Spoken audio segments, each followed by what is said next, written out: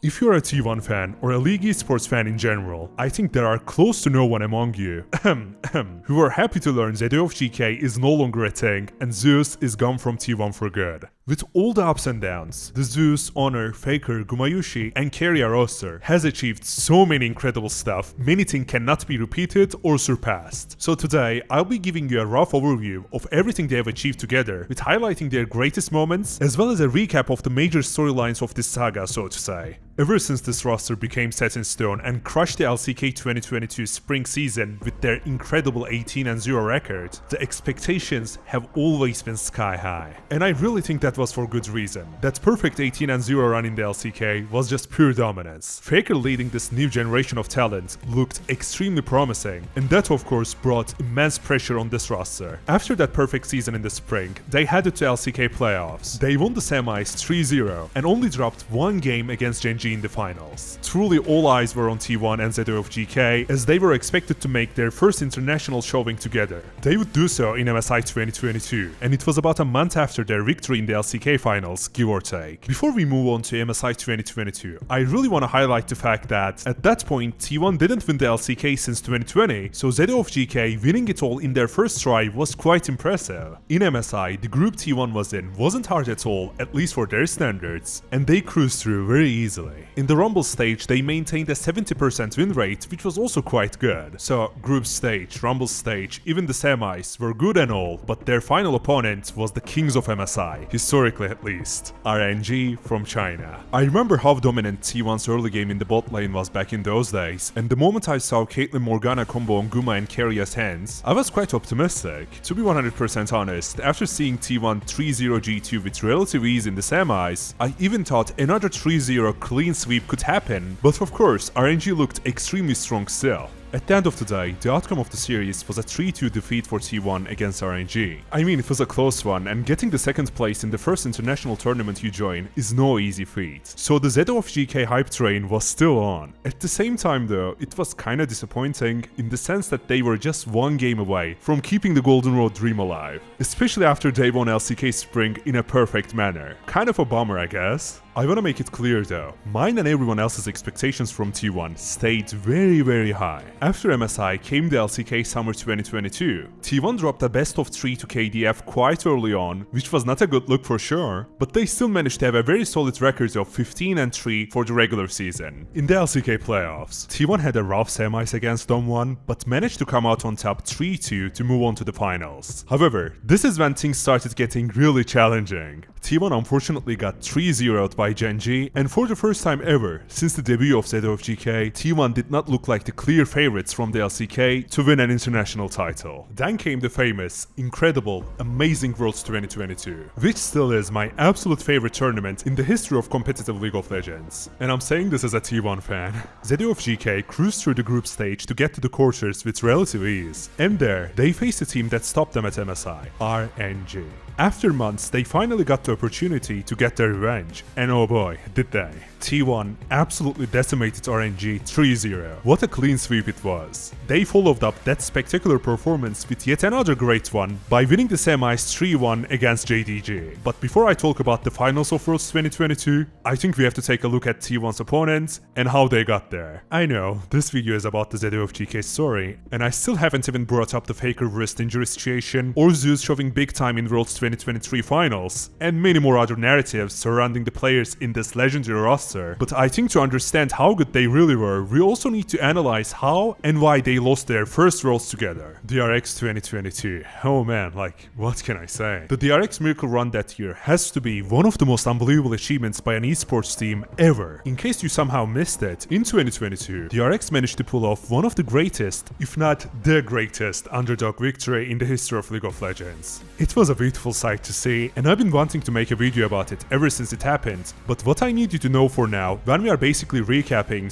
/ rating the history and achievements of ZOFGK, is T1 was the side that got upset by DRX at the end of Worlds 2022 in such a big manner. I've seen T1 players recalling their loss in some documentaries, and them actually remembering how confident they felt after the game 3. You could see that in their faces for sure. After that though, DRX did DRX things and went on to defeat T1 back to back in game 4 and 2005, ultimately winning Worlds 2022. This was the first time the 4th seed from the LCK won the Worlds, and as you know, it would not be the last time. Is this what they call subtle foreshadowing? On a serious note, the defeat against DRX in the finals was definitely a shock for T1. Especially Kingen dominating a bit too hard with the Aatrox was all people could talk about. I think almost anyone but Guma got a lot of flack for their performance in the finals to varying degrees. And Guma stole like so many objectives and so many clutch moments, so of course he definitely performed really well. At the end of the day, unfortunately T1 as a team, even though they looked quite strong earlier in the year, failed to win both Worlds and MSI. 2023, another year of expectations being still super high from T1. Yes, they fell short in 2022 with international events, but they were still considered one of the best teams in the LCK by many, and they at least partially met that expectation by finishing LCK 2023 Spring Playoffs as the 2nd place. They lost to Gen.G 3-1 in the finals, despite winning against them 3-1 earlier in the playoffs. It was not ideal, but certainly not a disaster if you ask me. MSI 2023 though, was one of the first times things got quite tough for ZOFGK.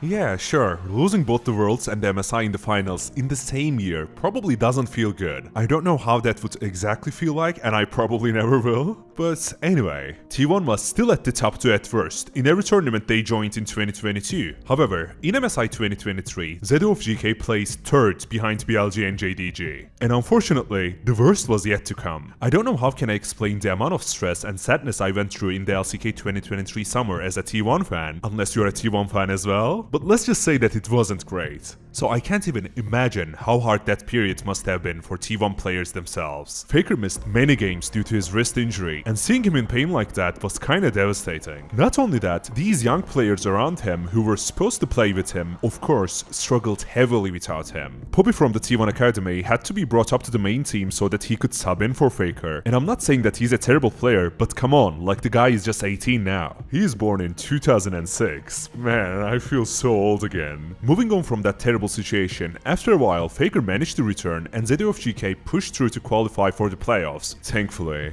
Compared to their unimpressive records of 8 wins and 8 losses in the regular season, in the playoffs they actually managed to get to the finals, where they ultimately lost to Gen.G 3-0. I think up until this point, T1 was either better overall or could compete with Gen.G domestically, even when they lost a series here and there. But this finals in particular, I feel like tilted the scales of power in the LCK in Gen.G's favor in such a big way.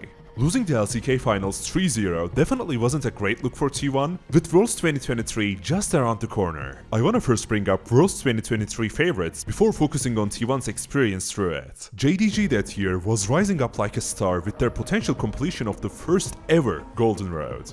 Ruler, the player who stopped the T1 dynasty, was the star player of that team, along with Knight, who is a stellar mid laner. Worlds was being hosted in Korea for the first time since 2018, so most fans really wanted to see all the Korean teams doing deep runs in Worlds, and Gen.G along with T1 were the favorites to do so, of course. T1's ZOFGK started the tournament strong with only losing to Gen.G while winning against Cloud9, TL and BLG. I personally wouldn't say that their Swiss row was that intense, but seeing them partially avenge that MSI loss against BLG was kind of nice still. Things started getting way more heated after all the Korean teams except T1 lost in the quarterfinals. ZOFGK was basically the one and the only hope of LCK against 3 very strong LPL teams. BLG and Weibo were looking strong too, but JDG truly looked like they were on another level. As if it was scripted, maybe it is, we don't know. T1 managed to end up with the most difficult matchup in the semis, so ZOFGK was facing Ruler, who was just 2 series away from his Golden Road dreams. Let me tell you, this series was a sight to behold. If someone came up to me and asked, can you show me the pinnacle of ZOFGK roster in a single series, I would probably choose either this one or BLG 2024, and do not worry, we will get there soon, but let's first wrap up Worlds 2023. As you can see on the screen right now, with some incredible plays by Owner and Faker, T1 managed to close the series out 3-1 against JDG and move on to the finals. Compared to the rest of the tournament, I would say the final games of Worlds 2023 were quite underwhelming, but since the reason why I'm making this video is to give you the whole story of ZOFGK, and I'm only doing that right now because Zeus is leaving,